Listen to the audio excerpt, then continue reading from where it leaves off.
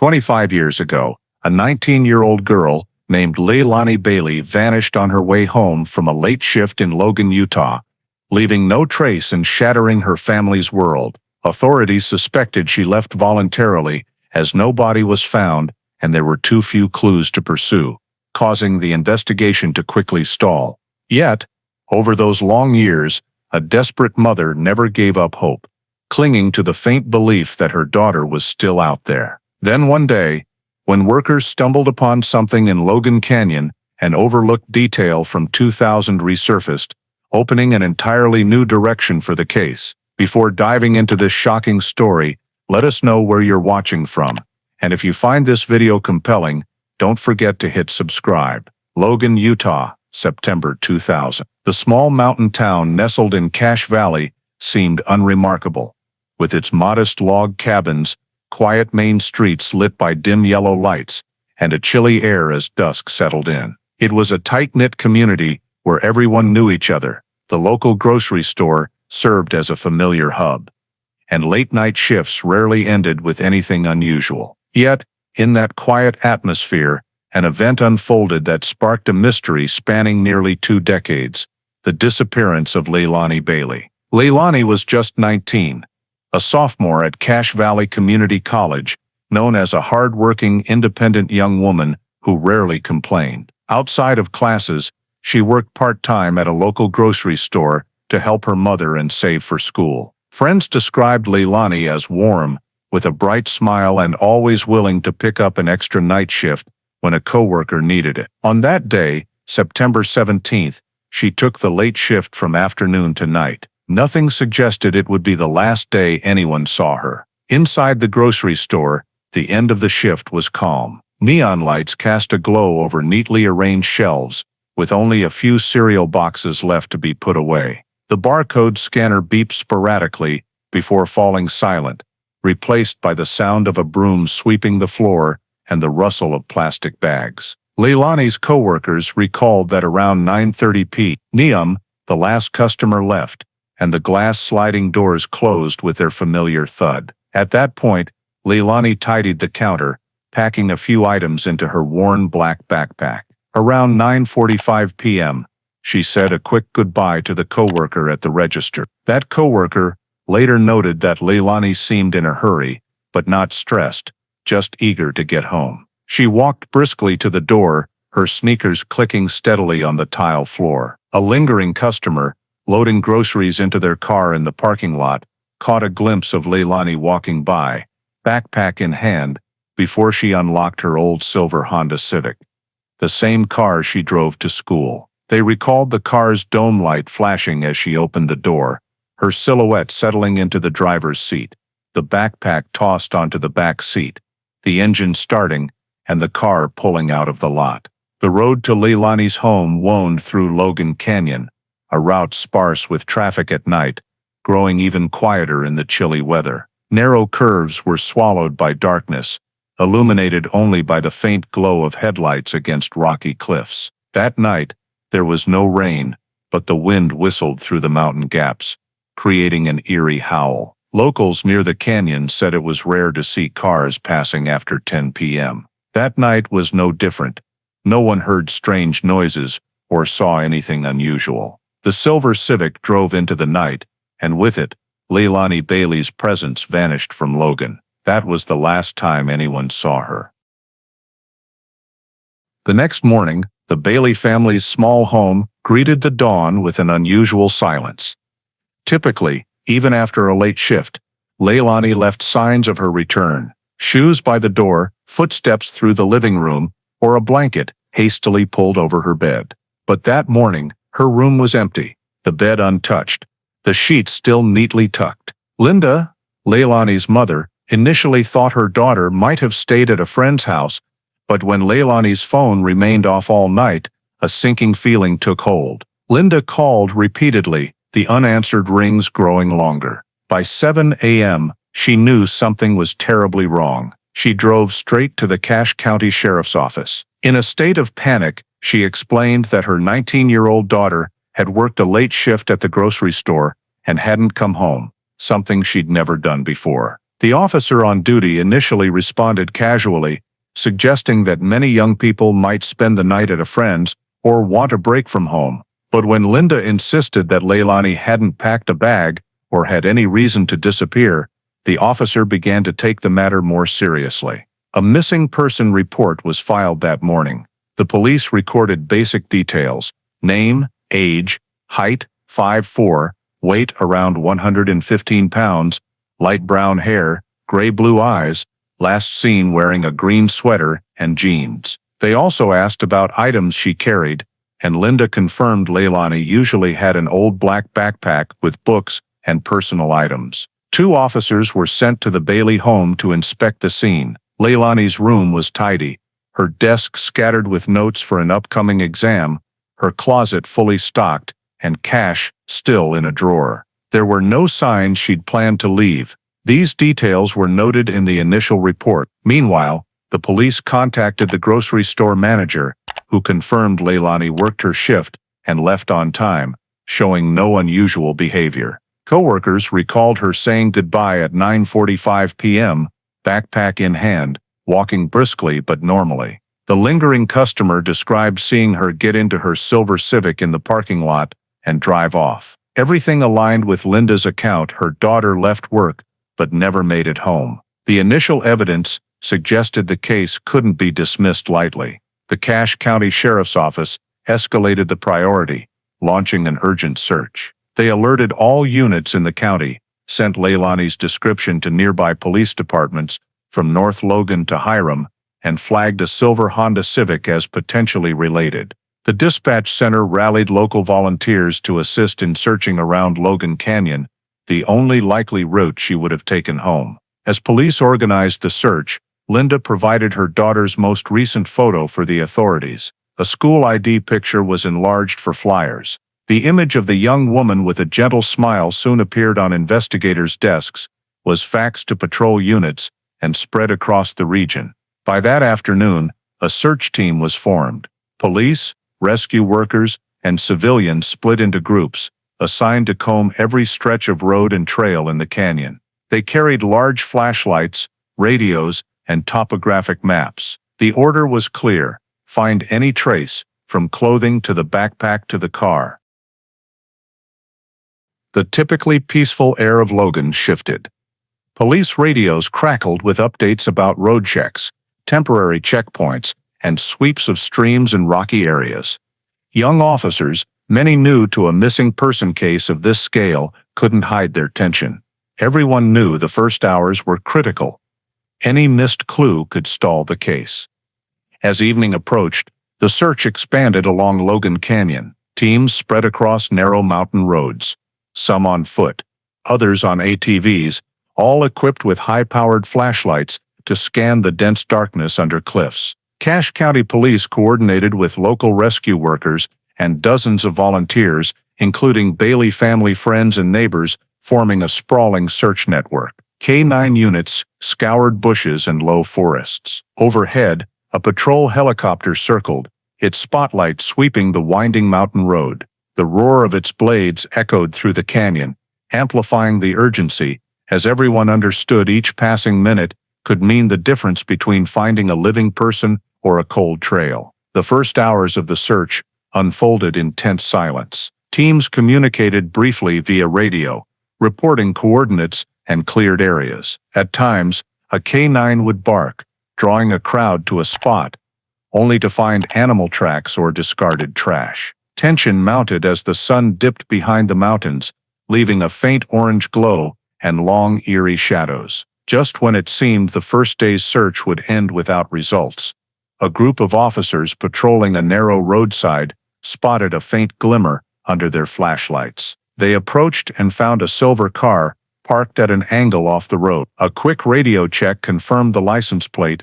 It was Leilani Bailey's Honda Civic. The atmosphere at the scene shifted instantly. All search team members were ordered to stand back. Police cordoned off the area, red and blue lights illuminating the normally dim mountain road. Criminal investigators were called in immediately. In that moment, vague fears became a stark reality. Leilani had driven through this road, but for some reason, Her car was abandoned in an illogical spot. The Civic was deep in the canyon, in an area with no parking lot and little traffic. From an investigative perspective, this wasn't a place a young woman would willingly stop at night. Moreover, it was nearly 10 miles from Leilani's home, far off her usual route from work. This anomaly made the car the first and most critical clue in her disappearance. As investigators approached, they noted initial details. The doors were locked, windows intact, tires not flat, no signs of a crash. Through the glass, they could see Leilani's wallet on the passenger seat, keys in the ignition, and an old cell phone in the center console. Everything suggested this wasn't a carjacking or robbery. The deeper they looked, the more mysterious it became. The car's headlights were off, the fuel gauge showed plenty of gas, and the engine wasn't damaged. The car was parked at a hidden curve, nearly obscured by a cliff. Without the helicopter's spotlight and the team's sweep, it would have been nearly impossible to spot in the dark. These details were immediately logged in the scene report. After securing the area, police called in a forensics team. Their first task: photograph every angle, document the car's condition, and mark any unusual traces nearby. A group of officers scanned the road with lights, searching for skid marks, drag marks, or signs of a struggle, but initially found nothing obvious. The scene was quiet, broken only by the scratch of pens, the click of cameras, and the crackle of radios relaying updates. For the investigators, finding the silver Civic was a pivotal breakthrough. It proved Leilani hadn't vanished vaguely, but had stopped at a specific point. From here, the missing person case shifted to a more serious possibility. The 19-year-old might have encountered violence or been intercepted. Logan Canyon's quiet night was no longer familiar. It was now the first crime scene in a deeply mysterious case. Under the flashing police lights, the silver Civic sat silently as a mute witness, and everyone knew the real investigation had just begun. After photographing the car from all angles, police permitted it to be opened for inspection. They immediately noted an odd detail: Leilani's wallet was neatly on the passenger seat, her old cell phone in the console, and the keys still in the ignition. All her critical belongings were there, untouched. To the investigators, this ruled out a typical carjacking or robbery. Outside, the road showed no skid marks, the tires were intact, and the doors showed no signs of forced entry. The car had no scratches, and the windows were unbroken. These details were meticulously recorded, yet they created a perplexing gap. If it wasn't an accident or theft, why was the Civic abandoned in a remote canyon? While scanning with flashlights, an officer noticed a small dark stain in the trunk, a faint mark on the fabric lining, not large. The scene report noted this, but with limited manpower and pressure to wrap up the night search, no one collected a sample for immediate testing. This critical oversight would later stall the case. The stain, potentially blood, was only briefly marked and then ignored as the car was towed to storage. Inside the car's compartments, police found only a few school papers, a half-empty water bottle, and some old receipts. No signs of a struggle, no drag marks. The floor eerily clean for seasoned investigators. If something happened to this girl, it didn't happen in the car, one officer remarked, though he didn't rule out the possibility that evidence had been cleaned or removed. After completing basic procedures, the Civic was towed to the Cache County Sheriff's impound lot for storage. But instead of being immediately sealed and sent for detailed lab analysis, it was placed in an outdoor lot, inadvertently risking damage to potential evidence. Internal records show no order for immediate DNA testing, as the case was still treated as a standard missing person report, not yet escalated to a criminal investigation. As police worked, a middle-aged man living near Logan Canyon drove past the cordoned area and stopped to ask questions. He reported that the previous night, around 10 p.m., while driving his pickup home, he saw a green pickup truck parked near that stretch of road. He recalled it vividly because the dark curve was lit up by the truck's bright headlights, forcing him to shield his eyes. He hadn't thought much of it then, but upon hearing about the missing girl's Civic, he realized it might be significant. The man was brought to the station for a formal statement, and his account was logged. However, with no specific license plate or detailed description of the truck's occupant, the information was quickly deemed insufficient for investigation. Investigators noted only a brief line in the report, possible relation to a green pickup truck, unverified. This overlooked clue would later prove a regrettable miss, as it could have shortened decades of investigation. That night, as the tow truck hauled the silver Civic away from Logan Canyon, red and blue lights reflected off the cold cliffs. The car stood as an unsolved enigma, and the case file summarized it in a few lines. No signs of robbery, no accident, no clear evidence of a crime. With such a rushed approach, the investigation, once promising, risked slipping into obscurity. After the silver Civic was towed to the impound lot, and the scene report concluded with little resolution, investigators shifted to the next step, interviewing those closest to Leilani. They needed to reconstruct her final hours, and the only way was to question those who had interacted with her that day. The starting point was the grocery store where Leilani worked. Night shift coworkers were called to the station for statements. All agreed on one detail: Leilani left the store at 9:45 p.m., carrying her usual backpack, appearing normal, showing no signs of worry or fear. One coworker recalled her fleeting smile as she said goodbye, slightly rushed but not unusual. The manager confirmed Leilani completed her shift fully and didn't leave early. This reinforced that her disappearance didn't originate at work. Police then contacted Leilani's ex-boyfriend, whom she had broken up with a month earlier. In his small apartment near downtown Logan, he insisted their relationship was over, with no further contact. He claimed he was home alone watching football the night Leilani vanished, with no direct alibi. His story was consistent with friends' accounts, and though not entirely ruled out, police didn't see him as a strong lead. One of Leilani's closest friends provided a detail that caught investigators' attention. She said Leilani had confided about wanting to get out of Logan, feeling stifled by the small town's confining pace. Leilani dreamed of moving to Salt Lake City, or even out of state to start fresh. To police, this raised the possibility that she left voluntarily, but the abandoned Civic, with all her belongings, undermined this theory. Investigators then canvassed the Bailey family's neighborhood. Some neighbors offered condolences, others recalled small details. A middle-aged woman across the street mentioned a neighbor, Kai Torres, a single man in his 30s. She said he often tried to chat with Leilani, showing more interest than seemed normal.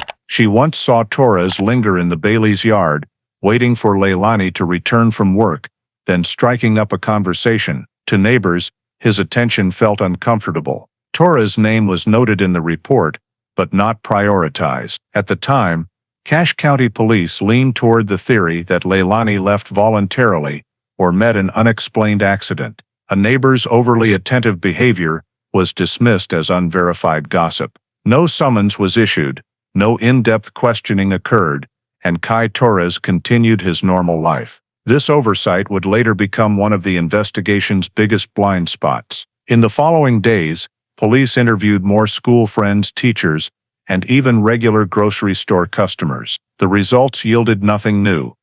Leilani was well-liked, lived positively, had no debts, and wasn't involved in drugs or legal trouble. This only deepened the mystery of her disappearance. The initial round of interviews closed without significant progress. Coworkers confirmed she left work safely.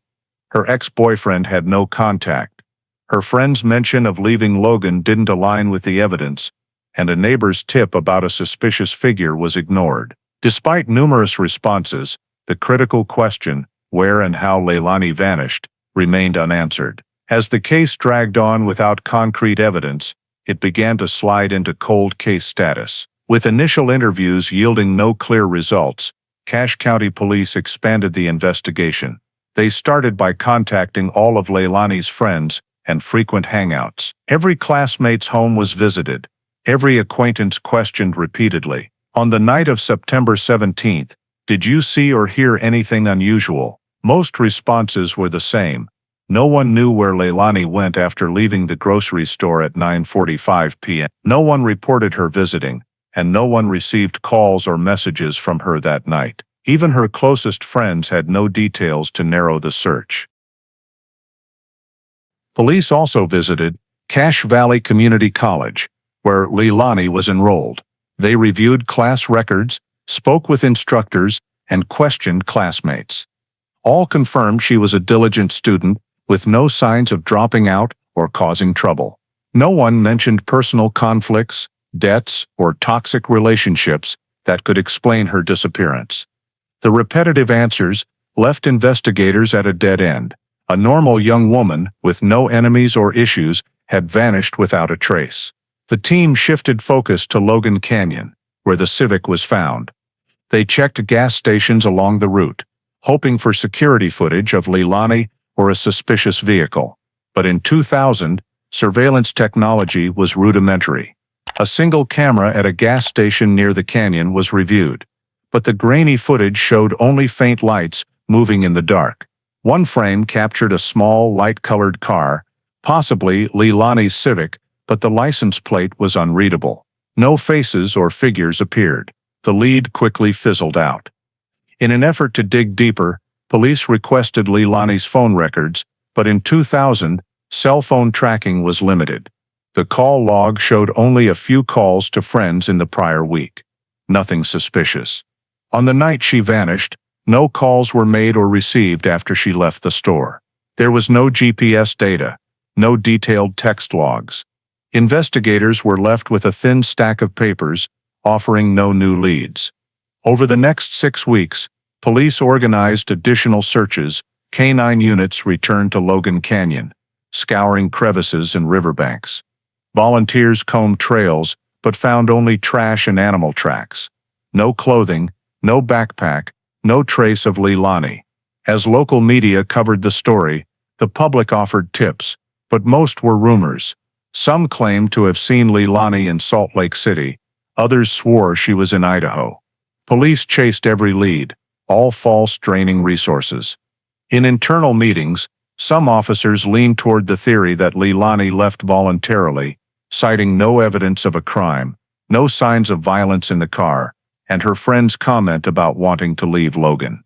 This reduced the case's urgency. Critical details, like the green pickup truck sighting or the trunk's bloodstain, were sidelined, noted perfunctorily. By the 6th week, the case was stalled. No new witnesses, no additional evidence, no digital traces. The file grew thicker with reports, but lacked breakthroughs. The lead investigator's summary was blunt. No basis to classify this as a criminal case. Continue passive monitoring, awaiting new information. From there, the case faded from priority. Investigators were reassigned to rising thefts and serious traffic accidents in the county. Leilani's file was moved to the pending drawer, occasionally reviewed by rookie officers for training, but no one actively pursued it. Clues like the trunk's bloodstain and the green pickup truck were buried in paperwork, forgotten. The Bailey family felt this shift acutely. Early on, police provided regular updates, with officers visiting weekly. But within months, calls stopped. When Linda visited the station, she received vague responses: "We're still monitoring the case," or "You'll be the first to know if there's news." The indifference cut deeply for a desperate mother, unable to accept that her kind, 19-year-old student daughter could vanish, with police assuming she left on her own. The Logan community initially buzzed with talk, posted flyers, and shared information. But as time passed, interest faded. The missing person flyers were torn by wind, blurred by rain, and gradually disappeared from utility poles. Leilani's case became a topic of market-day chatter. Maybe she really wanted to leave, some said. Though no one fully believed it, no one had evidence to the contrary either. Meanwhile, Linda steadfastly preserved her daughter's bedroom. Everything remained untouched: books on the desk, a sweater draped over a chair, a framed photo from last summer's memories. Each evening she sat by the window, gazing at the road leading into Logan Canyon, hoping to see the silver Civic return. The silence each night only deepened her pain. After 6 months with no progress, the Cache County Sheriff's Office officially classified Leilani Bailey's file as a cold case. The decision was recorded in dry administrative lines. Insufficient evidence to continue investigation. Archived pending new information. For the family, it was as if justice for Leilani had been frozen indefinitely. From that moment, the truth about Leilani was buried under the dust of time. The police treated the case as closed, the community gradually forgot, and only the Baileys bore the lingering pain. In her personal journal, Linda wrote, "The town has returned to its old rhythm. But for me, time stopped the night my daughter didn't come home." The case remained unsolved, but indifference had pushed it into the shadows, a darkness that would persist for nearly 2 decades. Leilani Bailey's file was shelved as a cold case after 6 months of deadlock, and from then on, a heavy silence spanning nearly 2 decades enveloped both the family and the town of Logan. The Baileys refused to accept the police's suggestion that their daughter had left on her own. But they lacked the tools to uncover the truth themselves. They could only keep hope alive through small, steadfast rituals. Every year on September 17th, Linda lit a candle on the windowsill, its faint glow piercing the darkness of Logan Canyon, as if it were a beacon to guide Leilani home. Family and a few close friends held a small memorial in a church, recalling the young woman with a gentle smile. At first, these gatherings drew crowds, but over time, the empty chairs grew, leaving only the Baileys to persist. In their small home, Leilani's bedroom remained a preserved relic. The green sweater she wore on her last shift still hung on the chair. Books lay half open on her desk, and a summer 1999 photo sat neatly on her nightstand. Linda regularly cleaned the room, keeping dust at bay, as if freezing time at the moment before her daughter vanished. For her, maintaining the room's pristine state was a way to resist the world's creeping forgetfulness. Occasionally, private volunteers, amateur sleuths passionate about cold cases, reached out to the family. They reviewed the file, re-interviewed old witnesses, and even started online forums to share information. Some hired divers to search a river near Logan Canyon.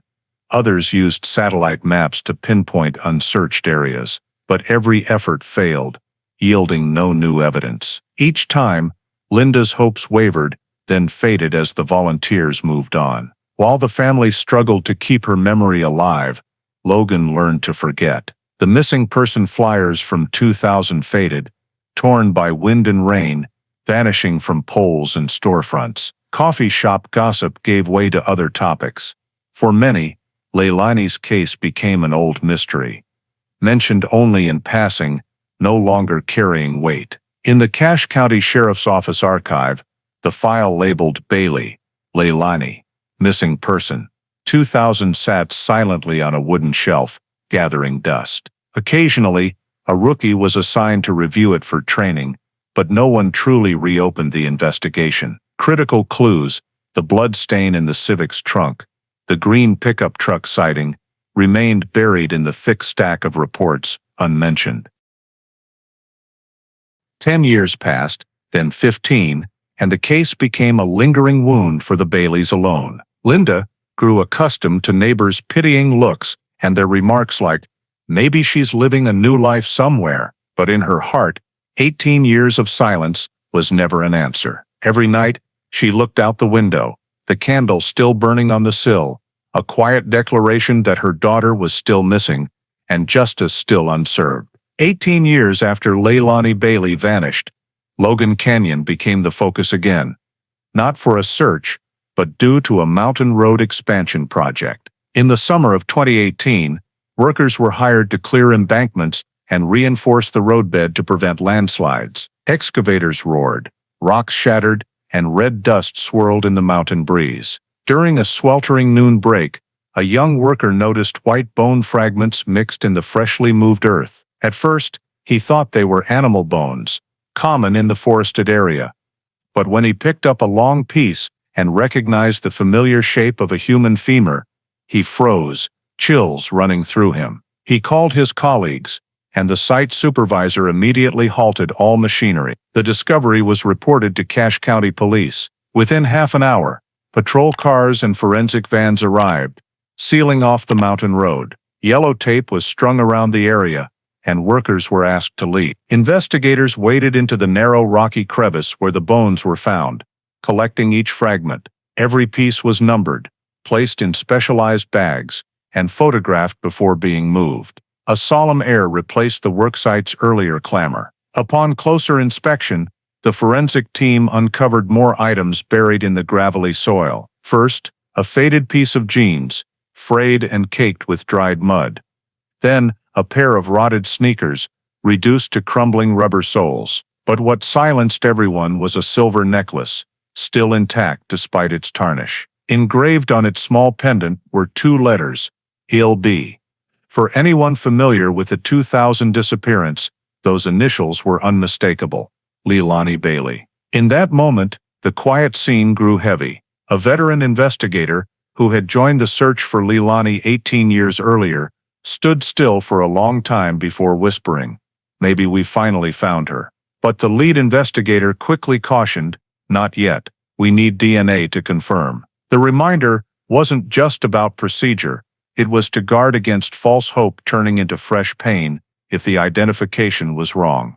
During collection, the forensic team made a preliminary assessment. The skeleton suggested a female, aged 18 to 20, with a petite build, matching Leilani's description. The degree of decomposition pointed to a time of death around the early 2000s. There were no signs of fractures typical of a car accident or a fall from height, supporting the theory that the death wasn't accidental. The news reached the sheriff's office swiftly. Local radio aired a brief report, "Human remains and personal items found in Logan Canyon, possibly linked to the 2000 disappearance of Leilani Bailey." Logan, which had largely forgotten the case, was shaken. On social media, residents shared old memories, reposting images of the 2000 missing person flyers, like a ghost from the past returning. The Bailey family was informed by police that afternoon. Linda nearly collapsed upon hearing about the silver necklace with LB. It was a gift she had given Leilani for her 18th birthday,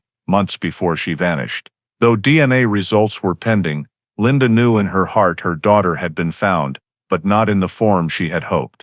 That day, a long stretch of Logan Canyon was almost entirely closed off. Police cars flashed red and blue, a helicopter circled for aerial footage, and in the crevice below, evidence bags were carefully lifted and labeled. Investigators worked with a focus absent in 2000, no shortcuts, no haste, every fragment collected. They knew that after 18 years, another mistake would be unforgivable.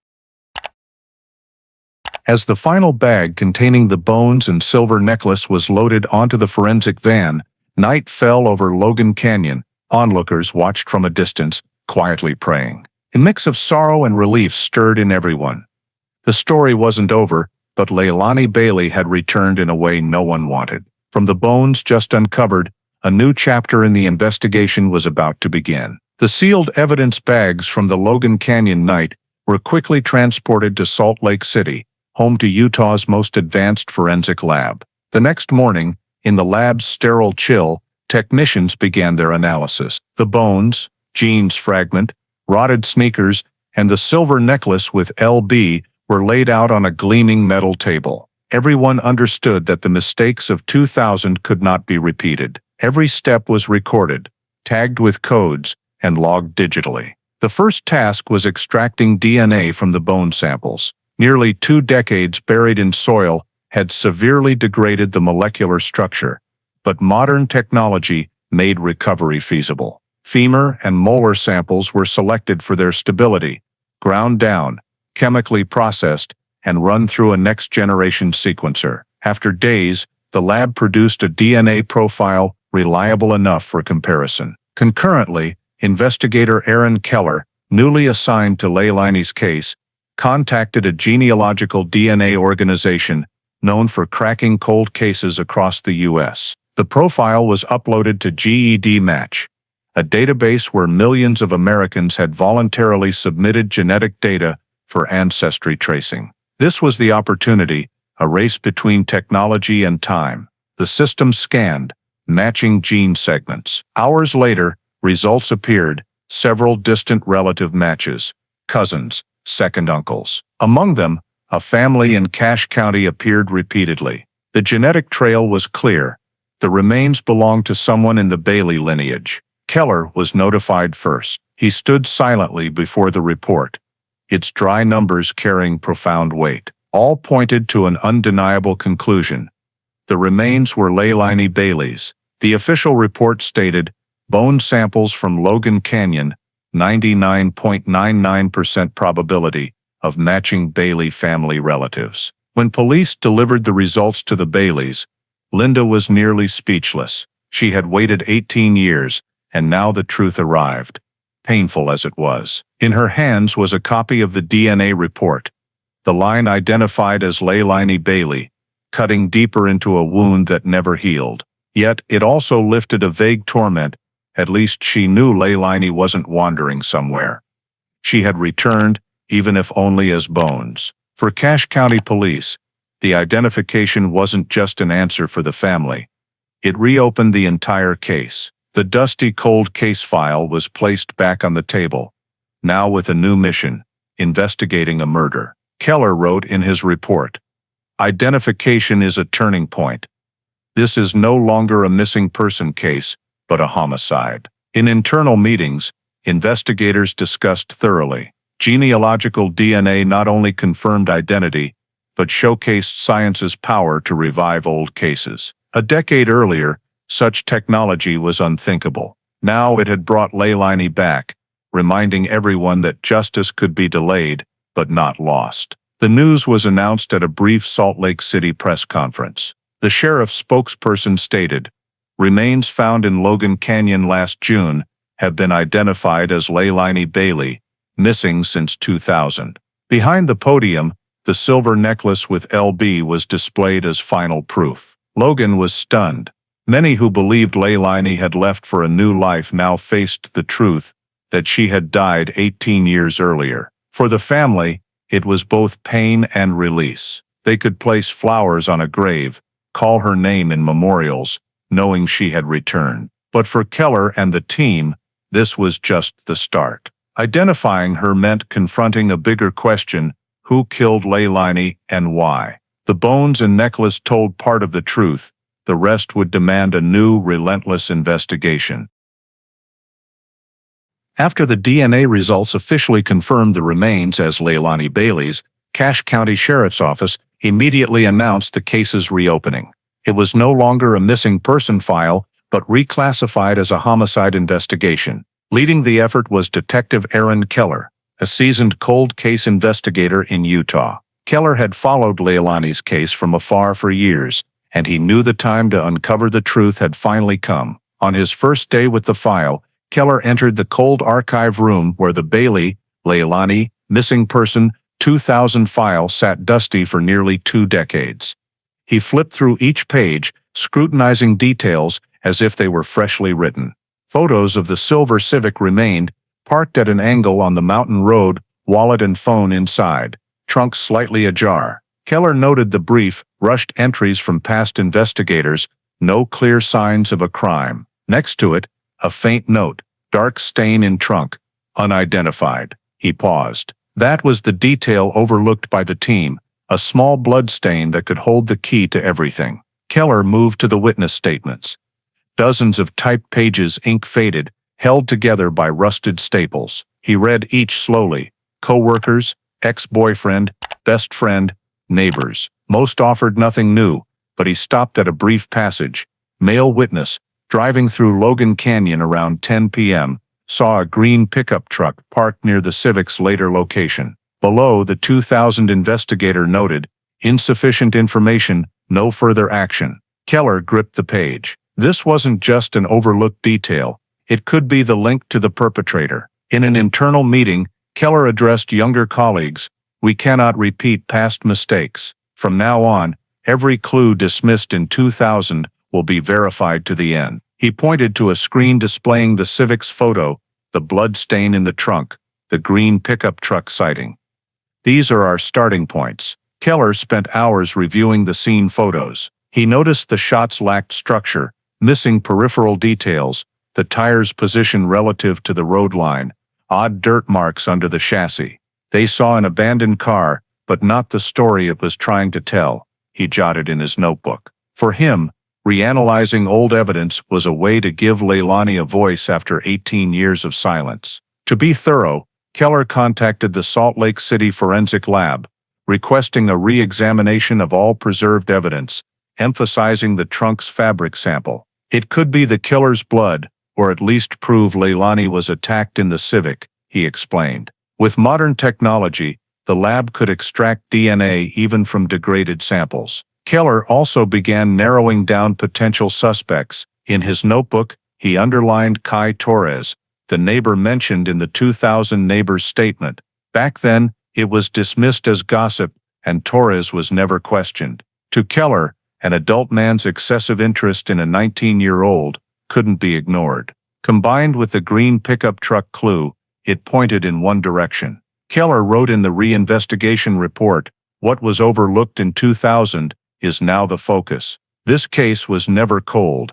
It was waiting for us to look with the right eyes." From that moment, Leilani Bailey's investigation was officially relaunched, no longer a dusty file, but a new journey to uncover the truth missed 18 years earlier. In the reinvestigation report, Aaron Keller noted clearly, primary potential suspect, Kai Torres. After uncovering the overlooked 2000 witness statement about the green pickup truck, Keller began reconstructing the timeline of the night of September 17th. Old case data showed Leilani left the grocery store at 9:45 p.m., driving her silver Honda Civic toward Logan Canyon. A witness driving through the canyon around 10 p.m. confirmed seeing a green pickup truck with bright headlights near the spot where the Civic was later found. That single detail was enough for Keller to connect the dots. Timing, location, and description aligned. Keller requested the Utah Department of Motor Vehicles to search for all green pickup trucks registered in Cache County between 1998 and 2001. The list returned dozens of names, but one stood out, Kai Torres, a resident living in the Bailey's neighborhood at the time. Cross-referencing with old records, Keller noted that Torres had been mentioned by a neighbor during initial questioning. A man in his 30s, living alone, often trying to strike up conversations with Leilani. In 2000, this was dismissed as gossip and not pursued further. Now, to Keller, it was no longer a coincidence. Keller dug into Torres' past. Court records showed that in 1995, Torres was arrested for harassing a high school girl in Logan. However, the case was handled lightly, and the record was expunged after a few years when the victim withdrew her complaint. Since then, Torres had no recorded serious offenses, his record appearing clean. But to Keller, this past incident was a red flag proving Torres had a pattern of dangerous behavior, especially given his unusual interest in Leilani. To reconstruct the timeline, Keller contacted the witness who saw the green pickup truck in 2000. Now elderly, the man, when shown photos of pickup truck models from that era, confirmed, "It's very similar to the truck I saw that night." When Keller presented an old photo of Torres, the man hesitated, but eventually nodded.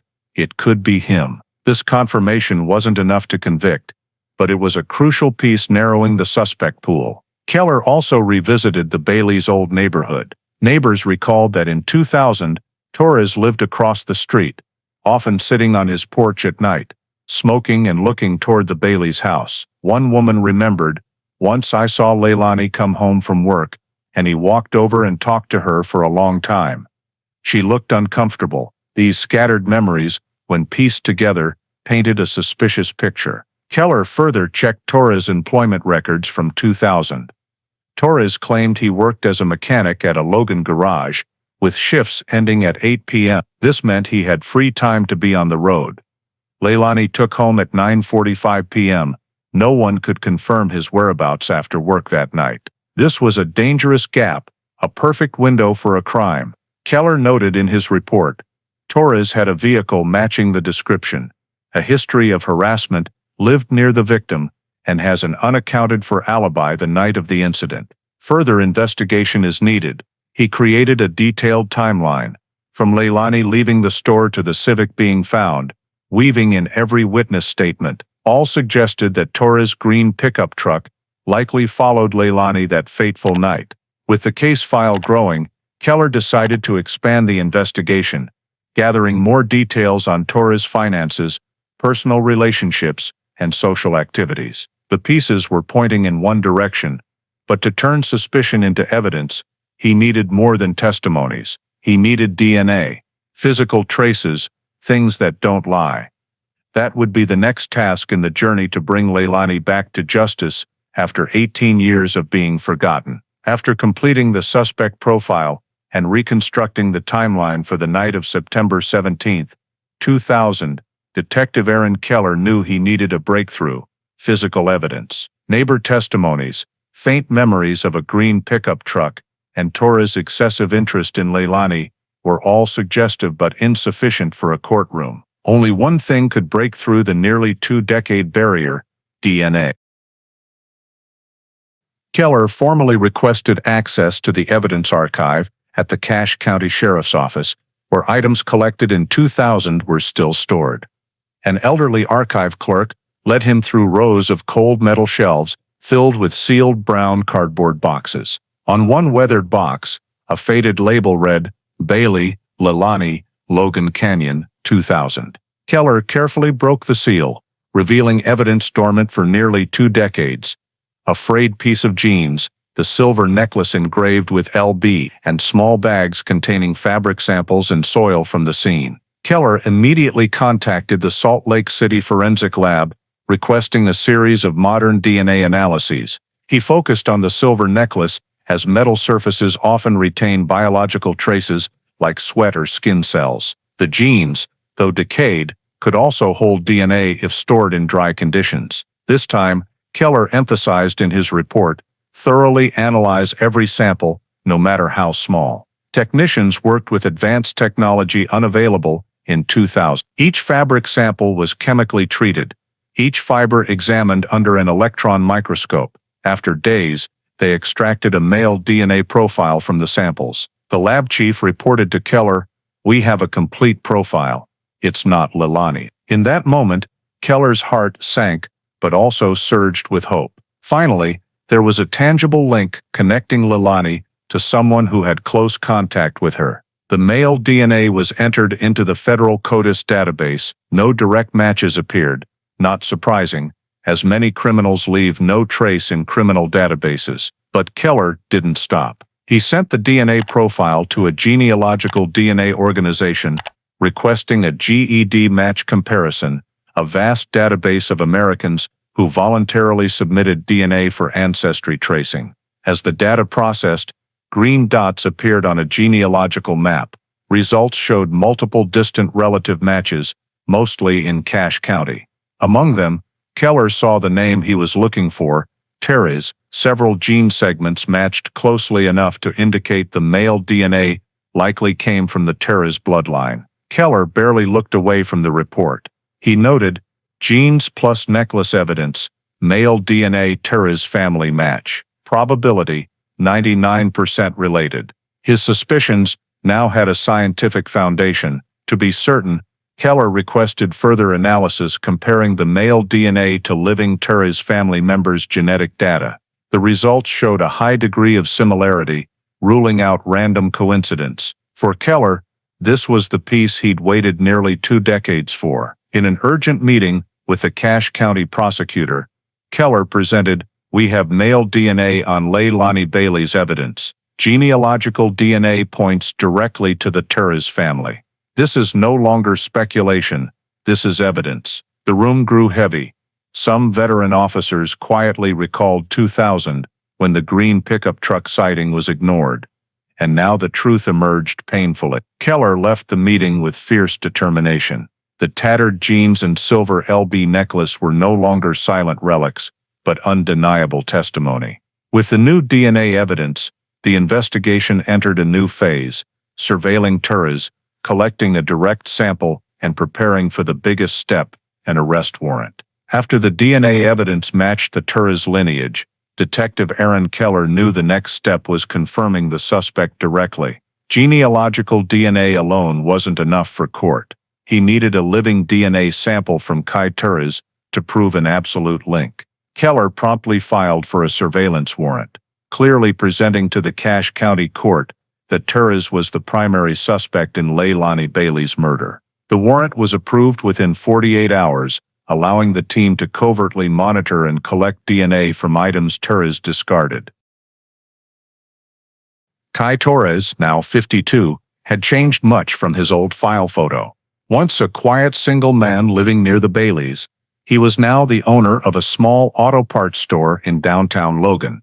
With a calm demeanor and politeness to customers, few suspected he was a suspect in a decades-old cold case. A surveillance team was assigned to track him discreetly, noting his daily routine opening the shop at 8 a.m., grabbing coffee at a regular spot, returning home at night. Keller knew collecting DNA required finesse to avoid alerting Torres. One morning, two undercover agents sat at a cafe near his shop. They watched him enter, order a black coffee to go, sit briefly at a window table reading a newspaper, then leave hurriedly, abandoning the paper cup. As soon as he was out of sight, an agent approached, gloved, and bagged the cup in an evidence container. The cup's rim held enough skin cells for DNA testing. The cup was rushed to the Salt Lake City forensic lab that day. Keller closely monitored the process, knowing this result would make or break the case. Technicians extracted the sample, comparing it to the male DNA from Leilani's jeans and necklace. The analyzer displayed long gene sequences, each segment meticulously checked. When the report appeared, the lab chief called Keller directly. Perfect match, 100%, no doubt. In that moment, Keller felt the weight of 18 years lift from his shoulders. Every piece fit: the witness seeing the green pickup truck, Torres' harassment history, his unusual interest in Leilani, the male DNA on the evidence, and now the definitive living sample. Together, they formed a complete picture. Kai Torres was the person who had close contact with Leilani the night she vanished, and likely the one who took her life. In his report to the Cache County prosecutor, Keller wrote, DNA test results from the indirectly collected coffee cup sample perfectly match the male DNA found on the victim's evidence. Request preparation of an arrest warrant for Kai Torres on charges of first-degree murder. The words were concise but weighty. After nearly 2 decades, Leilani Bailey's case finally had a named perpetrator. The surveillance team continued tracking Torres in the following days, documenting his routine to ensure he didn't flee. They observed him working, chatting calmly with customers, driving a newer pickup truck that replaced his long-gone old one. Everything seemed normal, but to Keller, that normalcy was a mask for a deadly secret. That night, alone in his office, Keller looked at Leilani's 1999 photo, her bright smile, hopeful eyes. He added a final note to his investigation log. Justice is within reach. The next task is ensuring he doesn't escape. With the DNA from Torres' discarded coffee cup confirming a perfect match, Detective Aaron Keller spent days crafting the most comprehensive report of his career. He compiled every piece: the September 17, 2000 timeline, the witness statement about the green pickup truck, neighbors' accounts of Torres approaching Leilani, his 1995 harassment history, the male DNA on the victim's jeans and necklace, and finally, the perfect match with the 2020 living sample. All were woven into a logical, airtight narrative. In his request to the Cache County prosecutor, Keller wrote succinctly but firmly, "Based on DNA evidence, witness statements, and behavioral records, I request the court issue an arrest warrant for Kai Torres for the first-degree murder of Leilani Bailey." On February 3, 2020, the warrant was signed. That morning, a small tactical meeting took place at the Cache County Sheriff's Office.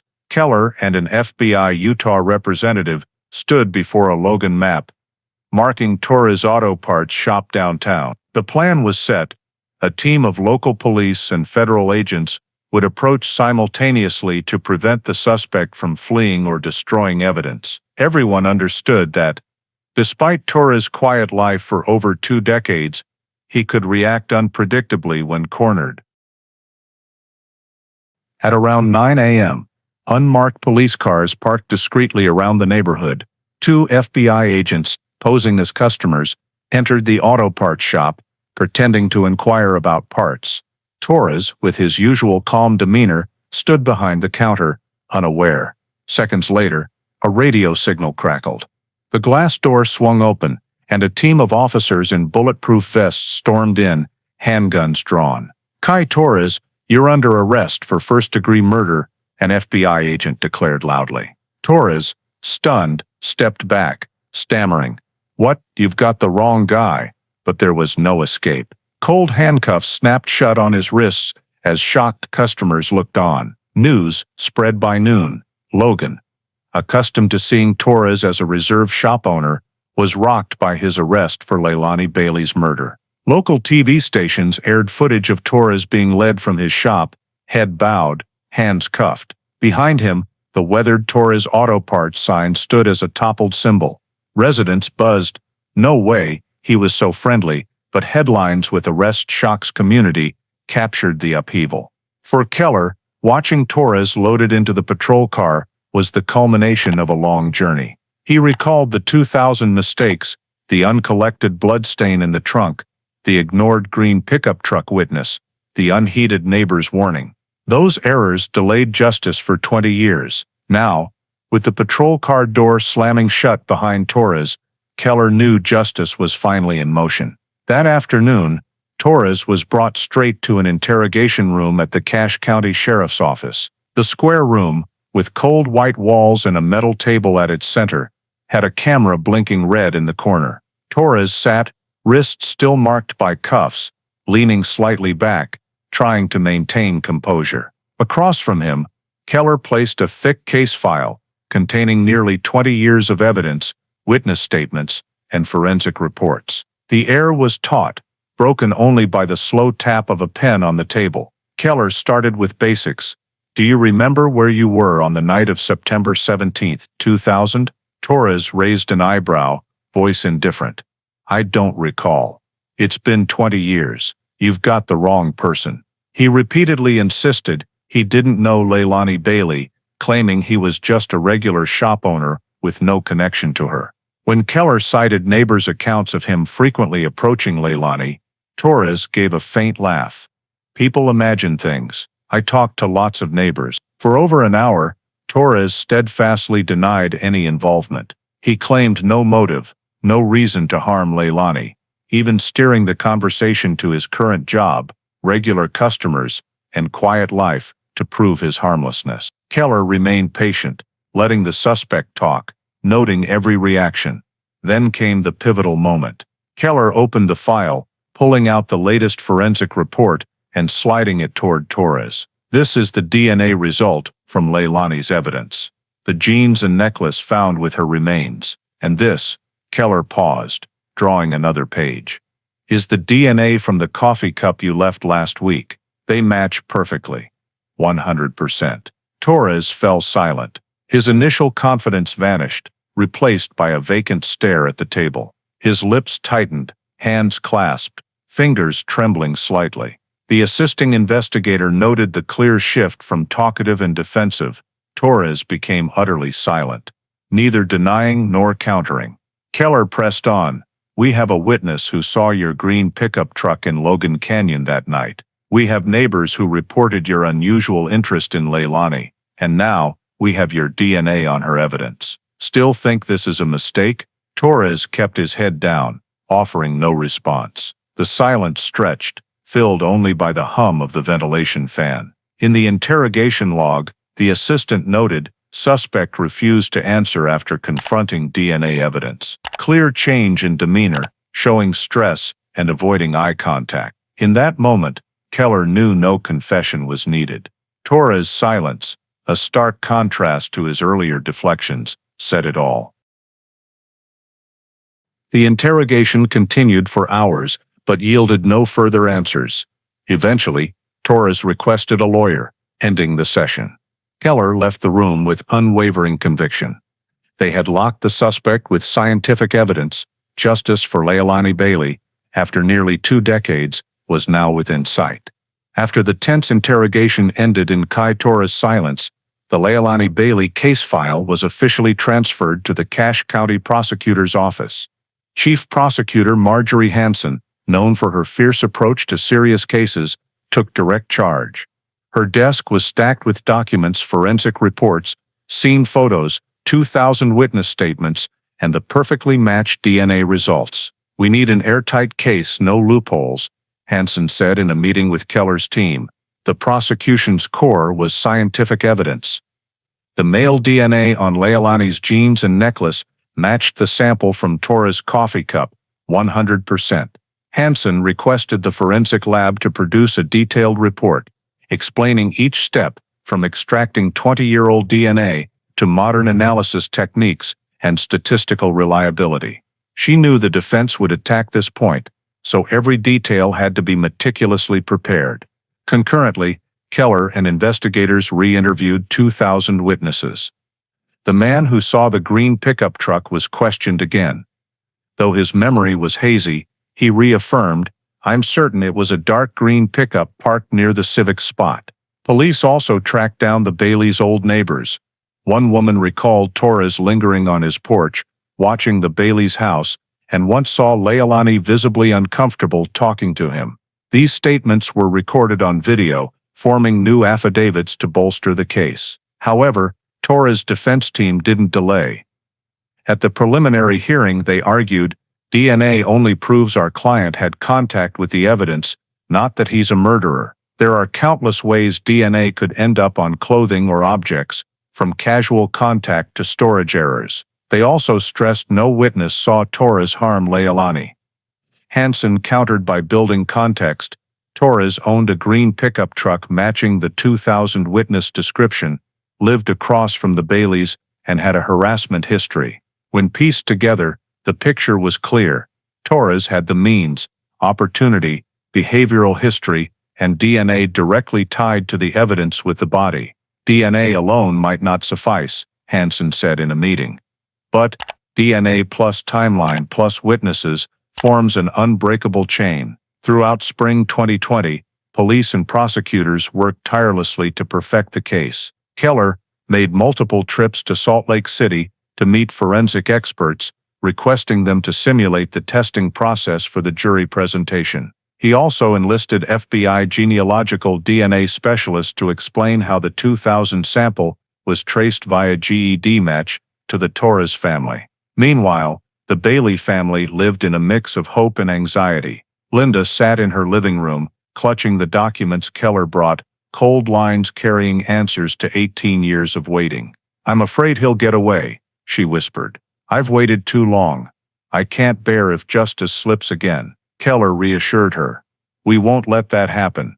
This case is far different from 20 years ago." By late May, the hundreds-page case file was submitted to the court.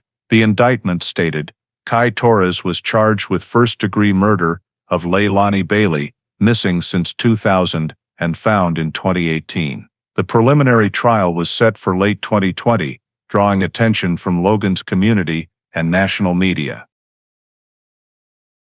In spring 2021, the Cache County Courthouse was packed on the day Kai Torres' trial began.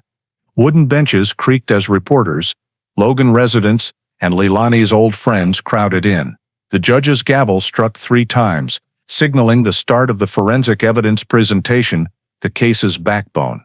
Prosecutor Marjorie Hanson stood, her voice calm but sharp. "Today you'll hear how science, specifically modern DNA technology, takes us back to the night of September 2000 and points directly to the man who caused Leilani Bailey's death." The first witness was Dr. Andrew Mitchell, a forensic expert from Salt Lake City.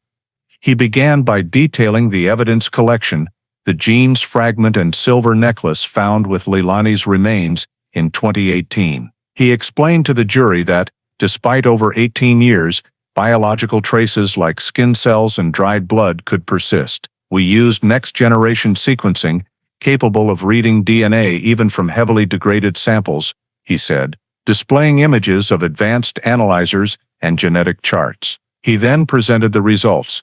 "We extracted a complete male DNA profile. It didn't match any criminal database, but when run through GED Match, it showed a close connection to the Torres family in Cache County. On a large screen, a family tree appeared, green branches linking names, converging on Kai Torres. The courtroom grew heavy. Jurors scribbled notes, some nodding as the family tree's logic sank in. Hansen stepped forward. "So, Dr. Mitchell, are you certain the male DNA on the evidence is directly tied to Mr. Torres?" Mitchell replied clearly, "The probability of a random match is 1 in billions. We can confidently say the biological trace came from the Torres bloodline." But that wasn't all. Hansen moved to the living DNA evidence. "Please explain the 2020 sample," she said. Mitchell displayed a chart showing 2 genetic sequences, one from the 2000 evidence, the other from the coffee cup Torres discarded. The sequences matched perfectly, marker by marker. He concluded, "This is an absolute match. The DNA from the coffee cup is the same as the DNA left on Leilani Bailey's clothing and necklace." The statement echoed through the courtroom. One juror leaned back, exhaling, as if fully convinced. The defense attorney tried to counter, standing to ask, "Dr. Mitchell, can you rule out the possibility that the DNA ended up on the clothing through casual contact, like an accidental touch?" Mitchell calmly replied, "No. The evidence was found with remains in a Logan Canyon crevice after 18 years. DNA persisting in those conditions cannot come from a casual touch. This was direct, prolonged contact, likely during the victim's restraint." The room fell silent. Hansen seized the moment, turning to the jury, "You heard it. This isn't speculation. This is science. Torres' DNA didn't just appear, it was on items tied to Leilani's death for nearly 2 decades. She paused, her gaze sweeping the jurors. "Science doesn't lie. DNA is the only witness that never forgets." In that afternoon's press coverage, reporters described the jury as captivated and strongly persuaded by the forensic evidence weight. One journalist wrote, "Today's trial wasn't an emotional debate, but a lesson in DNA's power, breaking nearly 20 years of silence." The Bailey family sat in the back, tears streaming as the expert repeated Leilani's name. For them, every number, every genetic chart was proof that their daughter was no longer nameless, and justice was close. On the second day of Kai Torres' trial, prosecutor Marjorie Hansen shifted to the next focal point, witness testimonies. If the previous day's DNA swayed the jury with science, today would bring real people recounting memories to add critical pieces to the prosecution's case. The first to take the stand was Gerald Cook, now in his 60s, the man who drove through Logan Canyon on September 17, 2000. His hands trembled, but his voice was clear. "I remember it vividly, around 10 p.m. I was driving through a narrow stretch when I saw a silver Civic parked on the roadside. Nearby, across the road, was a dark green pickup truck, with its headlights on. No one was around, but the scene caught my attention enough to make me glance back." Hansen asked, "Are you certain about the truck's color?" He nodded. "I told the police back then, over and over. It was definitely a green pickup." The jury listened intently, some scribbling notes. Hansen pressed further. "Mr. Cook, are you aware that the defendant Torres owned a green pickup truck at the time?" He replied, "I know that now. And when I saw a photo of the truck model he drove, I recognized it as the type I saw." Next, Denise Howard, a former neighbor of the Baileys in 2000, took the stand. Her voice was firm. "Kai Torres often sat on his porch, staring across at Leilani's house. Once, I saw her come home from work, and he crossed the street to talk to her. Leilani looked uncomfortable, I could tell. I reported this to the police back then, but no one followed up." Her words stirred the courtroom, recalling the initial investigation's negligence. Hansen didn't stop. She called a third witness, Carla Monroe, a middle-aged woman. She recounted an incident from 1999, a year before Leilani's disappearance. "I was 22, living in Logan. Torres followed me after my evening shift. He made crude remarks, even grabbed my arm when I tried to walk faster. I reported it to the police, but the case went nowhere, eventually dropped. I still remember the fear.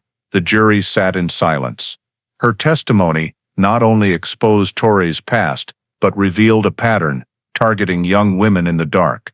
The defense objected, arguing this was irrelevant character evidence, but the judge allowed it, explaining that the testimonies clarified the defendant's behavior and tendencies. Hansen capitalized, concluding, "Jurors, you've heard ordinary people recount what they saw. One saw a green pickup at the scene. A neighbor saw Torres approach Leilani. Another woman was harassed by him a year before Leilani vanished. These aren't disconnected stories. They're a pattern leading to a tragic end." As the court recessed, reporters described the atmosphere as heavy and clearly favoring the prosecution. A local paper wrote, "Vivid testimonies turned cold DNA into a real-life story, making Torrey's guilt harder to deny." The Baileys sat quietly in the back, clutching hands, their eyes showing, for the first time, belief that the jury saw the truth they'd known for 20 years. On the final day of Kai Torrey's trial, the Cache County Courthouse was packed to capacity. Tension filled the air as both prosecution and defense prepared closing arguments.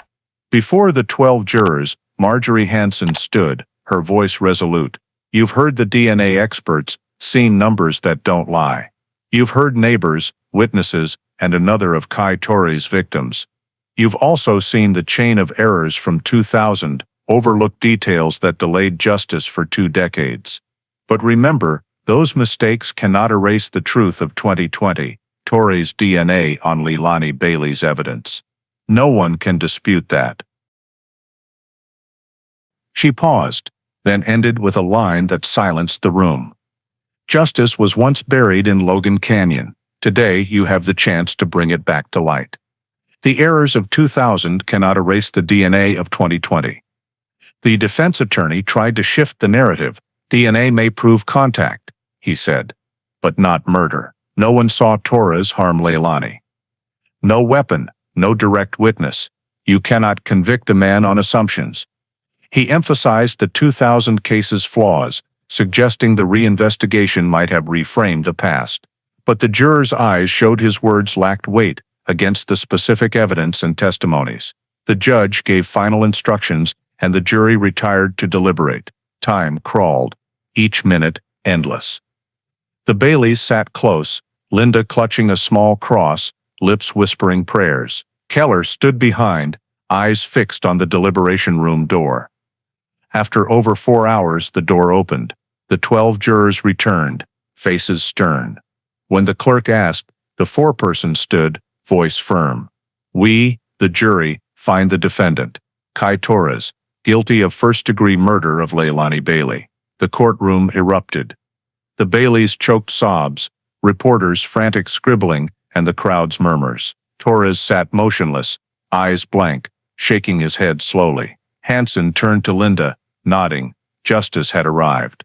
The judge struck the gavel, sentencing.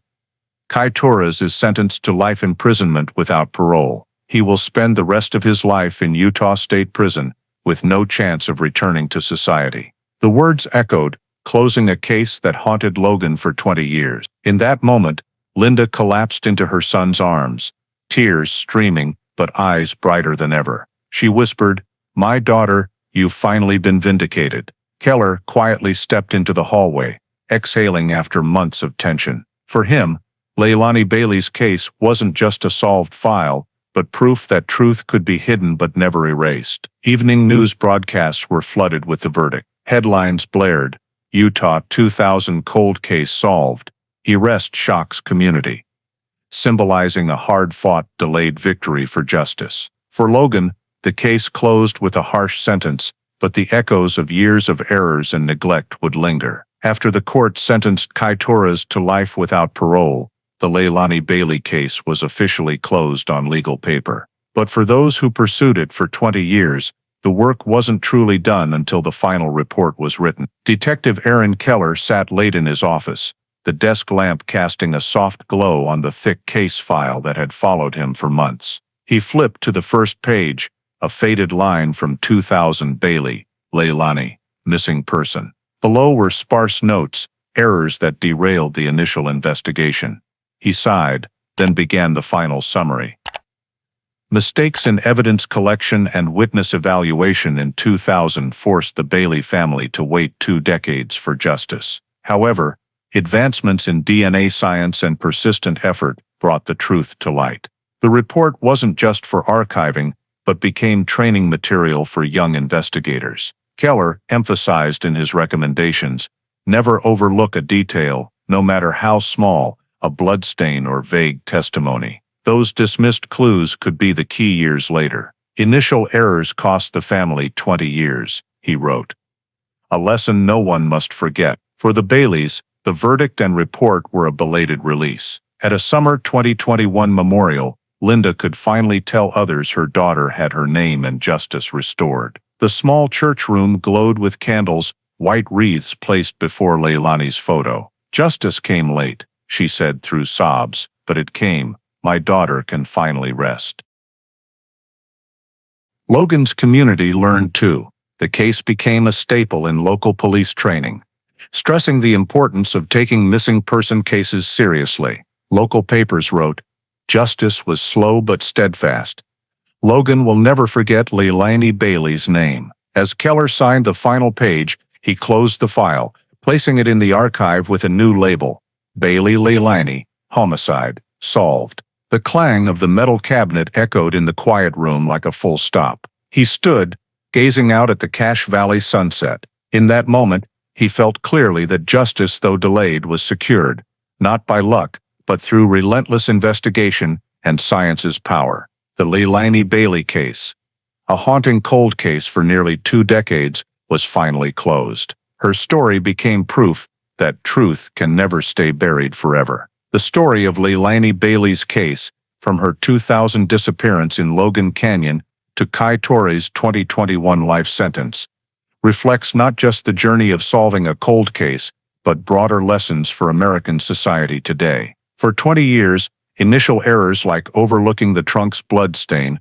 or dismissing the green pickup truck testimony left the Baileys in anguish, awaiting justice. Only when genealogical DNA technology advanced, enabling comparison of old samples with GED match, combined with police re-interviewing witnesses and tracking Torres, did the truth emerge. The first lesson is to never dismiss small details or seemingly vague accounts. In today's America, this underscores the need to listen carefully and respect all reports of danger, rather than brushing them aside. The second lesson is science's progress.